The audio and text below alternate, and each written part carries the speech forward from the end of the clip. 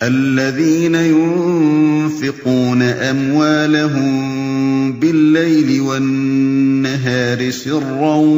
وعلانية فلهم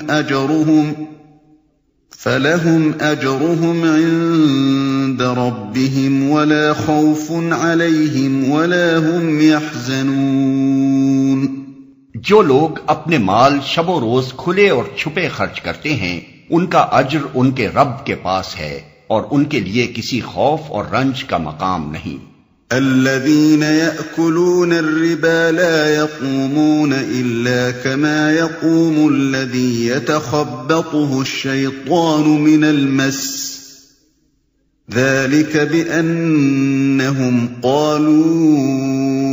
إنما البيع مثل الربا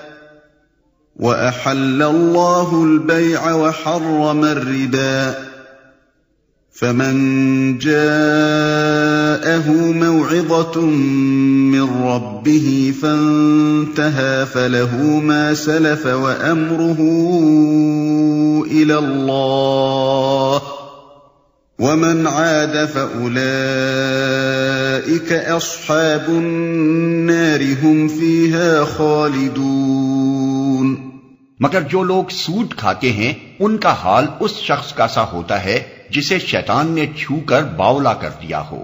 اور اس حالت میں ان کے مبتلا ہونے کی وجہ یہ ہے کہ وہ کہتے ہیں تجارت بھی تو آخر سود ہی جیسی چیز ہے،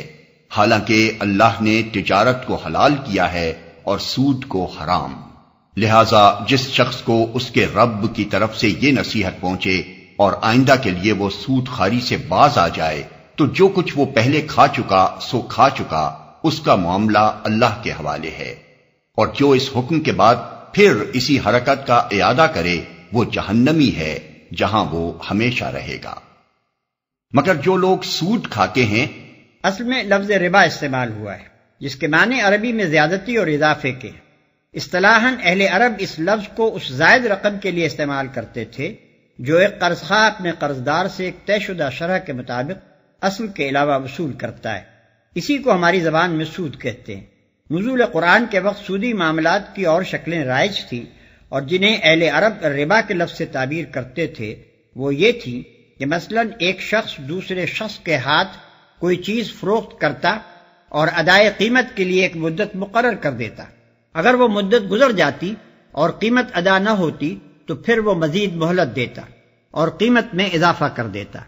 یا مثلاً ایک شخص دوسرے شخص کو قرض دیتا اور اس سے طے کر لیتا کہ اتنی مدت میں اتنی رقم اصل سے زائد ادا کرنی ہوگی۔ یا مثلاً قرض خواہ اور قرضدار کے درمیان ایک خاص مدت کے لیے ایک شرح طے ہو جاتی تھی، اور اگر اس مدت میں اصل رقم میں اضافے کے ادا نہ ہوتی تو مزید مہلت پہلے سے زائد شرح پر دی جاتی تھی۔ اسی نوعیت کے معاملات کا حکم یہاں بیان کیا جا رہا ہے۔ ان کا حال اس شخص کا سا ہوتا ہے جسے شیطان نے چھو کر باولا کر دیا ہو۔ اہل عرب دیوانے آدمی کو مجنون یعنی آصف زدہ کے لفظ سے تعبیر کرتے تھے، اور جب کسی شخص کے متعلق یہ کہنا ہوتا کہ وہ پاگل ہو گیا ہے تو یوں کہتے کہ اسے جن لگ گیا ہے۔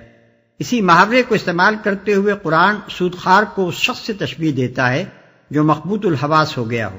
یعنی جس طرح وہ شخص عقل سے خارج ہو کر غیر معتدل حرکات کرنے لگتا ہے، اسی طرح سودخوار بھی روپے کے پیچھے دیوانہ ہو جاتا ہے اور اپنی خود غرضی کے جنون میں کچھ پرواہ نہیں کرتا کہ اس کی سودخواری سے کس کس طرح انسانی محبت، اخوت اور ہمدردی کی جڑیں کٹ رہی ہیں، اجتماعی فلاح و بہبود پر کس قدر تباہ کن اثر پڑ رہا ہے، اور کتنے لوگوں کی بدحالی سے وہ اپنی خوشحالی کا سامان کر رہا ہے۔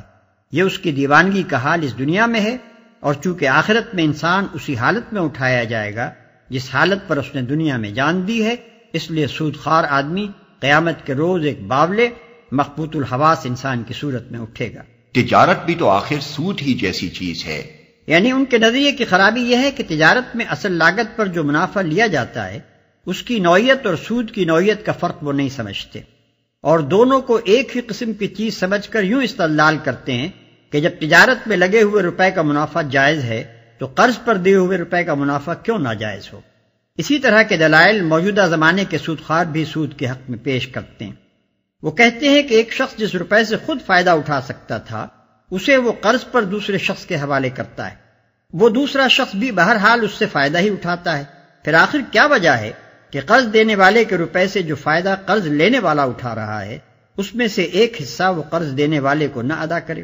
مگر یہ لوگ اس بات پر غور نہیں کرتے کہ دنیا میں جتنے کاروبار ہیں، خواہ وہ تجارت کے ہوں یا صنعت و حرفت کے یا زراعت کے، اور خواہ انہیں آدمی صرف اپنی محنت سے کرتا ہو یا اپنے سرمایہ اور محنت ہر دو سے، ان میں سے کوئی بھی ایسا نہیں ہے جس میں آدمی نقصان کا خطرہ یعنی رسک مول نہ لیتا ہو، اور جس میں آدمی کے لیے لازماً ایک مقرر منافع کی ضمانت ہو۔ پھر آخر پوری کاروباری دنیا میں ایک قرض دینے والا سرمایہ دار ہی ایسا کیوں ہو جو نقصان کے خطرے سے بچ کر ایک مقرر اور لازمی منافع کا حقدار قرار پائے۔ غیر نفع بخش اغراض کے لیے قرض لینے والے کا معاملہ تھوڑی دیر کے لیے چھوڑ دیجیے اور شرح کی کمی بیشی کے مسئلے سے بھی قطع نظر کر لیجیے۔ معاملہ اسی قرض کا صحیح جو نفع بخش کاموں میں لگانے کے لیے لیا جائے، اور شرح بھی تھوڑی ہی صحیح۔ سوال یہ ہے کہ جو لوگ ایک کاروبار میں اپنا وقت، اپنی محنت، اپنی قابلیت اور اپنا سرمایہ رات دن کھپا رہے ہیں، اور جن کی سعی و کوشش کے بل پر ہی اس کاروبار کا برابر ہونا موقوف ہے، ان کے لیے تو ایک مقرر منافع کی ضمانت نہ ہو، بلکہ نقصان کا سارا خطرہ بالکل انہی کے سر ہو۔ مگر جس نے صرف اپنا روپیہ انہیں قرض دے دیا ہو، وہ بے خطر ایک طے شدہ منافع وصول کرتا چلا جائے۔ آخر یہ کس عقل، کس منطق، کس اصول انصاف اور کس اصول معاشیات کی روح سے درست ہے؟ اور یہ کس بنا پر صحیح ہے کہ ایک شخص ایک کارخانے کو 20 سال کے لیے ایک رقم قرض دے اور آج ہی یہ طے کر لے کہ آئندہ 20 سال تک وہ برابر 5% سالانہ کے حساب سے اپنا منافع لینے کا حقدار ہوگا، حالانکہ وہ کارخانہ جو مال تیار کرتا ہے اس کے متعلق کسی کو بھی نہیں معلوم کہ مارکیٹ میں اس کی قیمتوں کے اندر آئندہ 20 سال میں کتنا اتار چڑھاؤ ہوگا۔ اور یہ کس طرح درست ہے کہ ایک قوم کے سارے ہی طبقے ایک لڑائی میں خطرات اور نقصانات اور قربانیاں برداشت کریں، مگر ساری قوم کے اندر سے صرف ایک قرض دینے والا سرمایہ دار ہی ایسا ہو جو اپنے دیے ہوئے جنگی قرض پر اپنی ہی قوم سے لڑائی کی 1 صدی بعد تک سود وصول کرتا رہے۔ حالانکہ اللہ نے تجارت کو حلال کیا ہے اور سود کو حرام۔ تجارت اور سود کا اصولی فرق جس کی بنا پر دونوں کی معاشی اور اخلاقی حیثیت ایک نہیں ہو سکتی یہ ہے: 1. تجارت میں بائع اور مشتری کے درمیان منافع کا مساویانہ تبادلہ ہوتا ہے، کیونکہ مشتری اس چیز سے نفع اٹھاتا ہے جو اس نے بائع سے خریدی ہے، اور بائع اپنی اس محنت، ذہانت اور وقت کی اجرت لیتا ہے جس کو اس نے مشتری کے لیے وہ چیز مہیا کرنے میں صرف کیا ہے۔ بخلاف اس کے سودی لین دین میں منافع کا تبادلہ برابری کے ساتھ نہیں ہوتا۔ سود لینے والا تو مال کی ایک مقرر مقدار لے لیتا ہے جو اس کے لیے بالیقین نفع بخش ہے، لیکن اس کے مقابلے میں سود دینے والے کو صرف مہلت ملتی ہے جس کا نفع بخش ہونا یقینی نہیں۔ اگر اس نے سرمایہ اپنی ذاتی ضروریات پر خرچ کرنے کے لیے لیا ہے تب تو ظاہر ہے کہ مہلت اس کے لیے قطعی نافع نہیں ہے، اور اگر وہ تجارت یا زراعت یا صنعت و حرفت میں لگانے کے لیے سرمایہ لیتا ہے تب بھی مہلت میں جس طرح اس کے نفع کا امکان ہے اسی طرح نقصان کا بھی امکان ہے۔ پس سود کا معاملہ یا تو ایک فریق کے فائدے اور دوسرے کے نقصان پر ہوتا ہے، یا ایک کے یقینی اور متعین فائدے اور دوسرے کے غیر یقینی اور غیر متعین فائدے پر۔ 2. تجارت میں بائع مشتری سے خواہ کتنا ہی زائد منافع لے، بہرحال وہ جو کچھ لیتا ہے ایک ہی بار لیتا ہے، لیکن سود کے معاملے میں مال دینے والا اپنے مال پر مسلسل منافع وصول کرتا رہتا ہے، اور وقت کی رفتار کے ساتھ ساتھ اس کا منافع بڑھتا چلا جاتا ہے۔ مدیون نے اس کے مال سے خواہ کتنا ہی فائدہ حاصل کیا ہو، بہرطور اس کا فائدہ ایک خاص حد تک ہی ہوگا، مگر دائن اس فائدے کے بدلے میں جو نفع اٹھاتا ہے اس کے لیے کوئی حد نہیں۔ ہو سکتا ہے کہ وہ مدیون کی پوری کمائی، اس کے تمام وسائل معیشت، حتیٰ کہ اس کے تن کے کپڑے اور گھر کے برتن تک ہضم کر لے، اور پھر بھی اس کا مطالبہ باقی رہ جائے۔ 3. تجارت میں شے اور اس کی قیمت کا تبادلہ ہونے کے ساتھ ہی معاملہ ختم ہو جاتا ہے، اس کے بعد مشتری کو کوئی چیز بائع کو واپس دینی نہیں ہوتی۔ مکان یا زمین یا سامان کے کرائے میں اصل شے جس کے استعمال کا معاوضہ دیا جاتا ہے صرف نہیں ہوتی بلکہ برقرار رہتی ہے، اور بجنسی ہی مالک جائیداد کو واپس دے دی جاتی ہے۔ لیکن سود کے معاملے میں قرض دار سرمایہ کو صرف کر چکتا ہے، اور پھر اس کو وہ صرف شدہ مال دوبارہ پیدا کر کے اضافے کے ساتھ واپس دینا ہوتا ہے۔ 4. تجارت و صنعت و حرفت اور زراعت میں انسان محنت، ذہانت اور وقت صرف کر کے اس کا فائدہ لیتا ہے، مگر سودی کاروبار میں وہ محض اپنا ضرورت سے زائد مال دے کر بلا کسی محنت و مشقت کے دوسروں کی کمائی میں شریک غالب بن جاتا ہے۔ اس کی حیثیت اصطلاحی شریک کی نہیں ہوتی جو نفع اور نقصان دونوں میں شریک ہوتا ہے، اور نفع میں جس کی شرکت نفع کے تناسب سے ہوتی ہے، بلکہ وہ ایسا شریک ہوتا ہے جو بلا لحاظ نفع و نقصان اور بلا لحاظ تناسب نفع اپنے طے شدہ منافع کا دعوے دار ہوتا ہے۔ ان وجوہ سے تجارت کی معاشی حیثیت اور سود کی معاشی حیثیت میں اتنا عظیم الشان فرق ہو جاتا ہے کہ تجارت انسانی تمدن کی تعمیر کرنے والی قوت بن جاتی ہے، اور اس کے برعکس سود اس کی تخریب کرنے کا موجب بنتا ہے۔ پھر اخلاقی حیثیت سے یہ سود کی عین فطرت ہے کہ وہ افراد میں بخل، خود غرضی، شقاوت، بے رحمی اور زر پرستی کی صفات پیدا کر دیتا ہے، اور ہمدردی و امداد باہمی کی روح کو فنا کر دیتا ہے۔ اس بنا پر سود معاشی اور اخلاقی دونوں حیثیتوں سے نوع انسانی کے لیے تباہ کن ہے۔ اس کا معاملہ اللہ کے حوالے ہے۔ یہ نہیں فرمایا کہ جو کچھ اس نے کھا لیا اسے اللہ معاف کر دے گا، بلکہ ارشاد یہ ہو رہا ہے کہ اس کا معاملہ اللہ کے حوالے ہے۔ اس فقرے سے معلوم ہوتا ہے کہ جو کھا چکا سو کھا چکا کہنے کا مطلب یہ نہیں ہے کہ جو کھا چکا اسے معاف کر دیا گیا، بلکہ اس سے محض قانونی رعایت مراد ہے۔ یعنی جو سود پہلے کھایا جا چکا ہے اسے واپس دینے کا قانوناً مطالبہ نہیں کیا جائے گا، کیونکہ اگر اس کا مطالبہ کیا جائے تو مقدمات کا ایک لامتناہی سلسلہ شروع ہو جائے جو کہیں جا کر ختم نہ ہو۔ مگر اخلاقی حیثیت سے اس مال کی نجاست بدستور باقی رہے گی جو کسی شخص نے سودی کاروبار سے سمیٹا ہو۔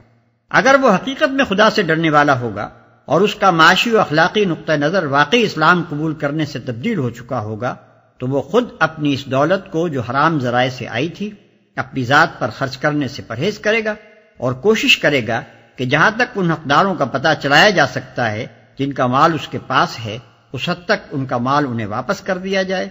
اور جس حصہ مال کے مستحقین کی تحقیق نہ ہو سکے اسے اجتماعی فلاح و بہبود پر صرف کیا جائے۔ یہی عمل اسے خدا کی سزا سے بچا سکے گا۔ رہا وہ شخص جو پہلے کمائے ہوئے مال سے بدستور لطف اٹھاتا رہے تو بعید نہیں کہ وہ اپنی اس حرام خوری کی سزا پا کر رہے۔ يمحق الله الربا ويربي الصدقات والله لا يحب كل كفار أثيم۔ اللہ سود کا مٹھ مار دیتا ہے اور صدقات کو نشو و نما دیتا ہے، اور اللہ کسی ناشکر بد عمل انسان کو پسند نہیں کرتا، اور صدقات کو نشو و نما دیتا ہے۔ اس آیت میں ایک ایسی صداقت بیان کی گئی ہے جو اخلاقی اور روحانی حیثیت سے بھی سراسر حق ہے اور معاشی و تمدنی حیثیت سے بھی۔ اگرچہ بظاہر سود سے دولت بڑھتی نظر آتی ہے اور صدقات سے گھٹتی ہوئی محسوس ہوتی ہے، لیکن در حقیقت معاملہ اس کے برعکس ہے۔ خدا کا قانون فطرت یہی ہے کہ سود اخلاقی و روحانی اور معاشی و تمدنی ترقی میں نہ صرف مانع ہوتا ہے بلکہ تنزل کا ذریعہ بنتا ہے، اور اس کے برعکس صدقات سے جن میں قرض حسن بھی شامل ہے، اخلاق و روحانیت اور تمدن و معیشت ہر چیز کو نشو و نما نصیب ہوتا ہے۔ اخلاقی و روحانی حیثیت سے دیکھیے تو یہ بات بالکل واضح ہے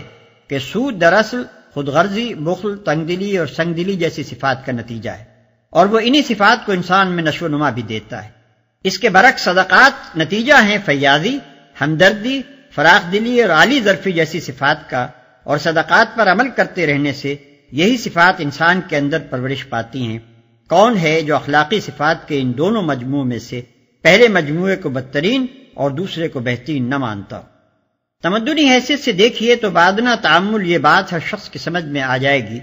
کہ جس سوسائٹی میں افراد ایک دوسرے کے ساتھ خود غرضی کا معاملہ کریں، کوئی شخص اپنی ذاتی غرض اور اپنے ذاتی فائدے کے بغیر کسی کے کام نہ آئے، ایک آدمی کی حاجت مندی کو دوسرا آدمی اپنے لیے نفع اندوزی کا موقع سمجھے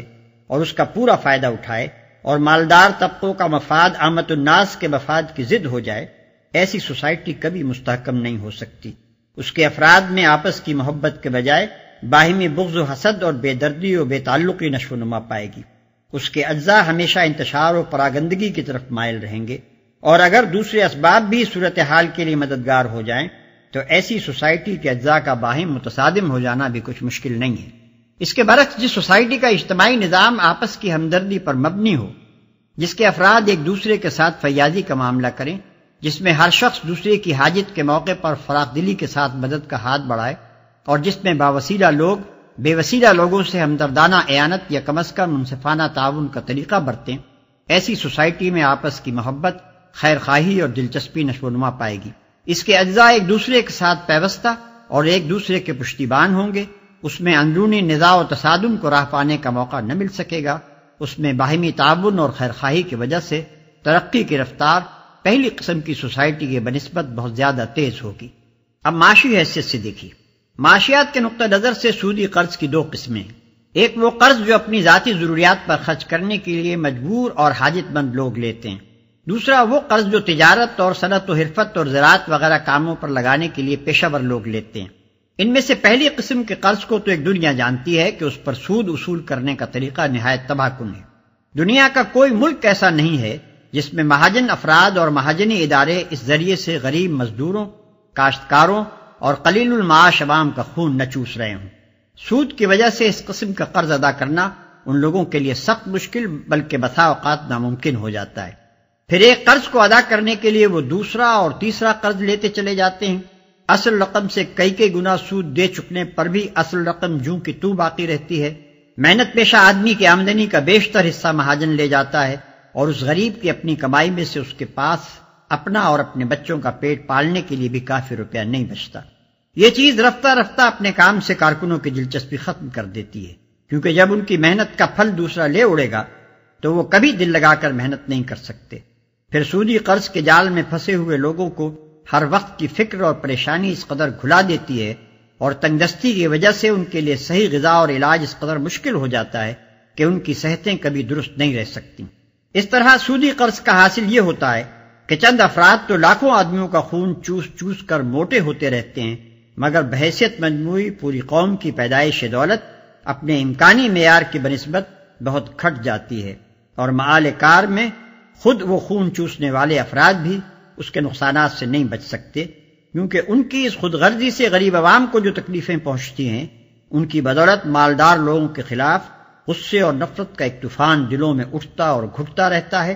اور کسی انقلابی ہیجان کے موقع پر جب یہ آتش فشاں پھٹتا ہے تو ان ظالم مالداروں کو اپنے مال کے ساتھ اپنی جان اور آبرو تک سے ہاتھ دھونا پڑ جاتا ہے۔ رہا دوسری قسم کا قرض جو کاروبار میں لگانے کے لیے لیا جاتا ہے، تو اس پر ایک مقررہ شرح سود کے عائد ہونے سے جو بے شمار نقصانات پہنچتے ہیں، ان میں سے چند نمایاں ترین یہ ہیں۔ ایک، جو کام رائج الوقت شرح سود کے برابر نفع نہ لا سکتے ہوں، چاہے ملک اور قوم کے لیے کتنے ہی ضروری اور مفید ہوں، ان پر لگانے کے لیے روپیہ نہیں ملتا، اور ملک کے تمام مالی وسائل کا بہاؤ ایسے کاموں کی طرف ہو جاتا ہے جو بازار کی شرح سود کے برابر یا اس سے زیادہ نفع لا سکتے ہوں، چاہے اجتماعی حیثیت سے ان کی ضرورت اور ان کا فائدہ بہت کم ہو یا کچھ بھی نہ ہو۔ دو، جن کاموں کے لیے سود پر سرمایہ ملتا ہے، خواہ وہ تجارتی کام ہو یا صنعتی یا زراعتی، ان میں سے کوئی بھی ایسا نہیں ہے جس میں اس امر کی ضمانت موجود ہو کہ ہمیشہ تمام حالات میں اس کا منافع ایک مقرر میعاد مثلا 5، 6 یا 10% تک یا اس سے اوپر ہی رہے گا اور کبھی اس سے نیچے نہیں گرے گا۔ اس کی ضمانت ہونا تو درکنار، کسی کاروبار میں سرے سے اسی بات کی کوئی ضمانت موجود نہیں ہے کہ اس میں ضرور منافع ہی ہوگا، نقصان کبھی نہ ہوگا۔ لہذا کسی کاروبار میں ایسے سرمایہ کا لگنا جس پر سرمایہ دار کو ایک مقررہ شرح کے مطابق منافع دینے کی ضمانت دی گئی ہو، نقصان اور خطرے کے پہلوؤں سے کبھی خالی نہیں ہو سکتا۔ 3، چونکہ سرمایہ دینے والا کاروبار کے نفع و نقصان میں شریک نہیں ہوتا بلکہ صرف منافع، اور وہ بھی ایک مقرر شرح منافع کی ضمانت پر روپیہ دیتا ہے، اس وجہ سے کاروبار کی بھلائی اور برائی سے اس کو کسی قسم کی دلچسپی نہیں ہوتی۔ وہ انتہائی خود غرضی کے ساتھ صرف اپنے منافع پر نگاہ رکھتا ہے، اور جب کبھی اسے ذرا سا اندیشہ لاحق ہو جاتا ہے کہ منڈی پر کساد بازاری کا حملہ ہونے والا ہے تو وہ سب سے پہلے اپنا روپیہ کھینچنے کی فکر کرتا ہے۔ اس طرح کبھی تو محض اس کے خود غرضانہ اندیشوں ہی کی بدولت دنیا پر کساد بازاری کا واقعی حملہ ہو جاتا ہے، اور کبھی اگر دوسرے اسباب سے کساد بازاری آ گئی ہو تو سرمایہ دار کی خود غرضی اس کو بڑھا کر انتہائی تباہ کن حد تک پہنچا دیتی ہے۔ سود کے یہ 3 نقصانات تو ایسے سری ہیں کہ کوئی شخص جو علم المعیشت سے تھوڑا سا مس بھی رکھتا ہو ان کا انکار نہیں کر سکتا۔ اس کے بعد یہ مانے بغیر کیا چارہ ہے کہ فی الواقع اللہ تعالیٰ کے قانون فطرت کی روح سے سود معاشی دولت کو بڑھاتا نہیں بلکہ گھٹاتا ہے۔ اب ایک نظر صدقات کے معاشی اثرات و نتائج کو بھی دیکھ لیجیے۔ اگر سوسائٹی کے خوشحال افراد کا طریقہ کار یہ ہو کہ وہ اپنی حیثیت کے مطابق پوری فراخ دلی کے ساتھ اپنی اور اپنے اہل و عیال کی ضروریات خریدیں، پھر جو روپیہ ان کے پاس ان کی ضرورت سے زیادہ بچے اسے غریبوں میں بانٹ دیں، تاکہ وہ بھی اپنی ضروریات خرید سکیں، پھر اس پر بھی جو روپیہ بچ جائے اسے یا تو کاروباری لوگوں کو بلا سود قرض دیں، یا شرکت کے اصول پر ان کے ساتھ نفع و نقصان میں حصہ دار بن جائیں، یا حکومت کے پاس جمع کر دیں کہ وہ اجتماعی خدمات کے لیے ان کو استعمال کرے۔ تو ہر شخص تھوڑے سے غور و فکر ہی سے اندازہ کر سکتا ہے کہ ایسی سوسائٹی میں تجارت اور صنعت اور زراعت ہر چیز کو بے انتہا فروغ حاصل ہوگا، اس کے عام افراد کی خوشحالی کا معیار بلند ہوتا چلا جائے گا، اور اس میں بحیثیت مجموعی دولت کی پیداوار اس سوسائٹی کی بنسبت بدرجہ زیادہ ہوگی جس کے اندر سود کا رواج ہو۔ اور اللہ کسی ناشکر بد عمل انسان کو پسند نہیں کرتا۔ ظاہر ہے کہ سود پر روپیہ وہی شخص چلا سکتا ہے جس کو دولت کی تقسیم میں اس کی حقیقی ضرورت سے زیادہ حصہ ملا ہو۔ یہ ضرورت سے زیادہ حصہ جو ایک شخص کو ملتا ہے قرآن کے نقطہ نظر سے دراصل اللہ کا فضل ہے، اور اللہ کے فضل کا صحیح شکر یہ ہے کہ جس طرح اللہ نے اپنے بندے پر فضل فرمایا ہے اسی طرح بندہ بھی اللہ کے دوسرے بندوں پر فضل کرے۔ اگر وہ ایسا نہیں کرتا بلکہ اس کے برعکس اللہ کے فضل کو اس غرض کے لیے استعمال کرتا ہے کہ جو بندے دولت کی تقسیم میں اپنی ضرورت سے کم حصہ پا رہے ہیں ان کے قلیل حصے میں سے بھی وہ اپنی دولت کے زور پر ایک ایک جز اپنی طرف کھینچ لے تو حقیقت میں وہ ناشکرا بھی ہے اور ظالم، جفاکار اور بد عمل بھی۔ ان الذين آمنوا وعملوا الصالحات واقاموا الصلاة وآتوا الزكاة لهم اجرهم عند ربهم ولا خوف عليهم ولا هم يحزنون۔ ہاں، جو لوگ ایمان لے آئیں اور نیک عمل کریں اور نماز قائم کریں اور زکوٰۃ دیں ان کا اجر بے شک ان کے رب کے پاس ہے، اور ان کے لیے کسی خوف اور رنج کا موقع نہیں۔ اس رکوع میں اللہ تعالیٰ بار بار دو قسم کے کرداروں کو بالمقابل پیش کر رہا ہے۔ ایک کردار خود غرض، زر پرست، شائلاق قسم کے انسان کا ہے جو خدا اور خلق دونوں کے حقوق سے بے پرواہ ہو کر روپیہ گننے اور گن گن کر سنبھالنے اور ہفتوں اور مہینوں کے حساب سے اس کو بڑھانے اور اس کی بڑھوتری کا حساب لگانے میں منہمک ہو۔ دوسرا کردار ایک خدا پرست، فیاض اور ہمدرد انسان کا کردار ہے جو خدا اور خلق خدا دونوں کے حقوق کا خیال رکھتا ہو، اپنی قوت بازو سے کما کر خود کھائے اور دوسرے بندگان خدا کو کھلائے، اور دل کھول کر نیک کاموں میں خرچ کرے۔ پہلی قسم کا کردار خدا کو سخت ناپسند ہے، دنیا میں اس کردار پر کوئی صالح سوسائٹی نہیں بن سکتی، اور آخرت میں ایسے کردار کے لیے غم و اندوہ اور کلفت و مصیبت کے سوا کچھ بھی نہیں۔ بخلاف اس کے اللہ کو دوسری قسم کا کردار پسند ہے، اسی سے دنیا میں صالح سوسائٹی بنتی ہے اور وہی آخرت میں انسان کے لیے موجب فلاح ہے۔ يا أيها الذين آمنوا اتقوا الله وذروا ما بقي من الربا إن كنتم مؤمنين۔ اے لوگو جو ایمان لائے ہو، خدا سے ڈرو اور جو کچھ تمہارا سود لوگوں پر باقی رہ گیا ہے اسے چھوڑ دو اگر واقعی تم ایمان لائے ہو۔ فَإِن لَّمْ تَفْعَلُوا فَأْذَنُوا بِحَرْبٍ مِّنَ اللَّهِ وَرَسُولِهِ وَإِن تُبْتُمْ فَلَكُمْ رُءُوسُ أَمْوَالِكُمْ لَا تَظْلِمُونَ وَلَا تُظْلَمُونَ۔ لیکن اگر تم نے ایسا نہ کیا تو آگاہ ہو جاؤ کہ اللہ اور اس کے رسول کی طرف سے تمہارے خلاف اعلان جنگ ہے۔ اب بھی توبہ کر لو اور سود چھوڑ دو تو اپنا اصل سرمایہ لینے کے تم حقدار ہو۔ نہ تم ظلم کرو نہ تم پر ظلم کیا جائے۔ اللہ اور اس کے رسول کی طرف سے تمہارے خلاف اعلان جنگ ہے۔ یہ آیت فتح مکہ کے بعد نازل ہوئی اور مضمون کی مناسبت سے سلسلہ کلام میں داخل کر دی گئی۔ اس سے پہلے اگرچہ سود ایک ناپسندیدہ چیز سمجھا جاتا تھا مگر قانوناً اسے بند نہیں کیا گیا تھا۔ اس آیت کے نزول کے بعد اسلامی حکومت کے دائرے میں سودی کاروبار ایک فوجداری جرم بن گیا۔ عرب کے جو قبیلے سود کھاتے تھے ان کو نبی صلی اللہ علیہ وسلم نے اپنے عمال کے ذریعے سے آگاہ فرما دیا کہ اگر اب وہ اس لین دین سے باز نہ آئے تو ان کے خلاف جنگ کی جائے گی۔ نجران کے عیسائیوں کو جب اسلامی حکومت کے تحت اندرونی خود مختاری دی گئی تو معاہدے میں یہ تصریح کر دی گئی کہ اگر تم سودی کاروبار کرو گے تو معاہدہ فسخ ہو جائے گا اور ہمارے اور تمہارے درمیان حالت جنگ قائم ہو جائے گی۔ آیت کے آخری الفاظ کی بنا پر ابن عباس، حسن بصری، ابن سیرین اور ربیع بن انس کی رائے یہ ہے کہ جو شخص دارالاسلام میں سود کھائے اسے توبہ پر مجبور کیا جائے، اور اگر باز نہ آئے تو اسے قتل کر دیا جائے۔ دوسرے فقہا کی رائے میں ایسے شخص کو قید کر دینا کافی ہے، جب تک وہ سود خواری کو چھوڑ دینے کا عہد نہ کرے اسے نہ چھوڑا جائے۔ وَإِن كَانَ ذُو عُسْرَةٍ فَنَظِرَةٌ إِلَى مَيْسَرَةٍ وَأَن تَصَدَّقُوا خَيْرٌ لَكُمْ إِن كُنتُمْ تَعْلَمُونَ۔ تمہارا قرض دار تنگ دست ہو تو ہاتھ کھلنے تک اسے مہلت دو، اور جو صدقہ کر دو تو یہ تمہارے لیے زیادہ بہتر ہے اگر تم سمجھو۔ اسی آیت سے شریعت میں یہ حکم نکالا گیا ہے کہ جو شخص ادائے قرض سے عاجز ہو گیا ہو، اسلامی عدالت اس کے قرض خواہوں کو مجبور کرے گی کہ اسے مہلت دیں، اور بعض حالات میں وہ پورا قرض یا قرض کا ایک حصہ معاف بھی کرانے کی مجاز ہوگی۔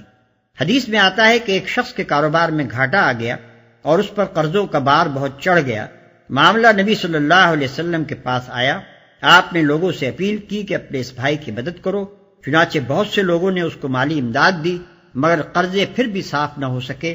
تب آپ نے اس کے قرض خواہوں سے فرمایا کہ جو کچھ حاضر ہے بس وہی لے کر اسے چھوڑ دو، اس سے زیادہ تمہیں نہیں دلوایا جا سکتا۔ فقہا نے تصریح کی ہے کہ ایک شخص کے رہنے کا مکان، کھانے کے برتن، پہننے کے کپڑے اور وہ آلات جن سے وہ اپنی روزی کماتا ہو کسی حالت میں قرق نہیں کیے جا سکتے۔ وَاتَّقُوا يَوْمًا تُرْجَعُونَ فِيهِ إِلَى اللَّهِ ثُمَّ تُوَفَّى كُلُّ نَفْسٍ مَا كَسَبَتْ وَهُمْ لَا يُظْلَمُونَ۔ اس دن کی رسوائی و مصیبت سے بچو جبکہ تم اللہ کی طرف واپس ہوگے، وہاں ہر شخص کو اس کی کمائی ہوئی نیکی یا بدی کا پورا پورا بدلہ مل جائے گا، اور کسی پر ظلم ہرگز نہ ہوگا۔